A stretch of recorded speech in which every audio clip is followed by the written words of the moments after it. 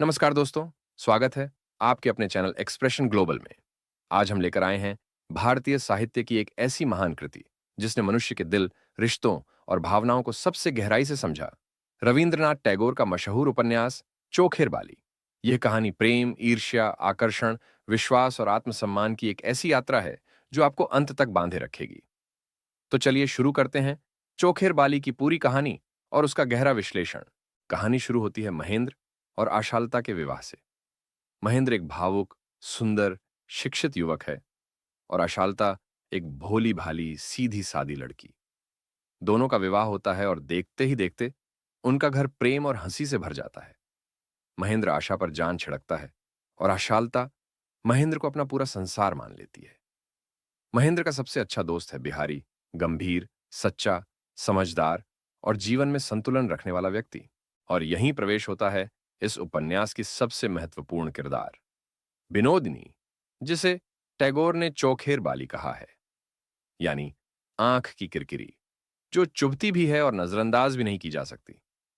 विनोदिनी जवान, सुंदर, समझदार और बेहद आत्मसम्मानी है, लेकिन किस्मत ने उसके साथ खेल खेला। वह कम उम्र में ही विधवा हो गई। एक दिन आशालता उसे अपने घर ले आती है। आशा उसे बहन की तरह चाहती है, पर विनोदिनी के मन में एक और कहानी चल रही होती है। एक दर्द, एक अभिमान और एक छुपी हुई टीस। महेंद्र पहली ही नजर में विनोदिनी की सुंदरता और बुद्धिमत्ता से प्रभावित हो जाता है। वह जानता है कि वह गलत है, लेकिन भावनाएं अक्सर तर्क को नष्ट कर देती हैं। विनोदिनी भी जानती है कि महेंद्र उसके प्रति आकर्षित है। वह उसे हवा नहीं देती, लेकिन रोकती भी नहीं। वह उसकी कमजोरी को पहचान कर उससे खेलती है। उधर आशालता, वह भोली, विश्वास से भरी हुई।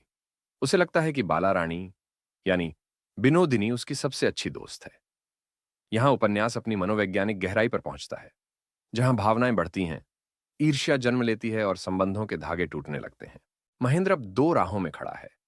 एक तरफ आशालता का सरल प्रेम, दूसरी तरफ विनोदिनी का मोहक आकर्षण।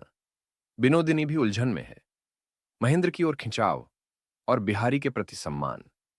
उसके मन में दो दिशाएं हैं, पर रास्ता कोई साफ नहीं। धीरे धीरे आशालता यह सब महसूस करती है और एक दिन उसकी दुनिया टूट जाती है, जब उसे महेंद्र और विनोदिनी के बीच भावनात्मक निकटता का एहसास होता है। यह कहानी का सबसे भावुक मोड़ है। विश्वास, सबसे गहरा संबंध, यहीं आकर टूट जाता है। एक समय आता है जब विनोदिनी को महसूस होता है कि उसकी उपस्थिति इस घर के लिए सुख नहीं, बल्कि विनाश बन गई है। वह घर छोड़कर चली जाती है, कोलकाता से दूर, एक आश्रम में। यहीं उसे आत्मबोध होता है। वह समझती है कि आकर्षण से बने रिश्ते टिकते नहीं और सच्चा प्रेम अधिकार नहीं, त्याग है। यही क्षण विनोदिनी के चरित्र को महान बनाता है। वह स्वयं को पहचानती है, अपने दोष भी देखती है और एक नई राह चुनती है। अंत में बिहारी उसे ढूंढते हुए आश्रम पहुंचता है। दोनों अपने मन की सच्चाई बताते हैं। यह संवाद उपन्यास का सबसे सुंदर हिस्सा है, जहां प्रेम, सम्मान और त्याग तीनों एक साथ दिखाई देते हैं। विनोदिनी कहती है कि वह बिहारी से विवाह करना चाहती है, पर बिहारी कहता है, प्रेम का मतलब किसी को बांधना नहीं, बल्कि उसे मुक्त करना है। और इसी क्षण विनोदिनी को जीवन की सबसे बड़ी सीख मिलती है। वह विवाह प्रस्ताव वापस लेती है और कहती है, वह अपनी राह खुद चुनेगी। वह अकेली आगे बढ़ जाती है, पर इस बार कमजोर नहीं, बल्कि आत्मसम्मान और स्वतंत्रता के साथ। दोस्तों, चोखेर बाली केवल एक प्रेम कथा नहीं, बल्कि मानव मन की सबसे गहरी परतों की कहानी है।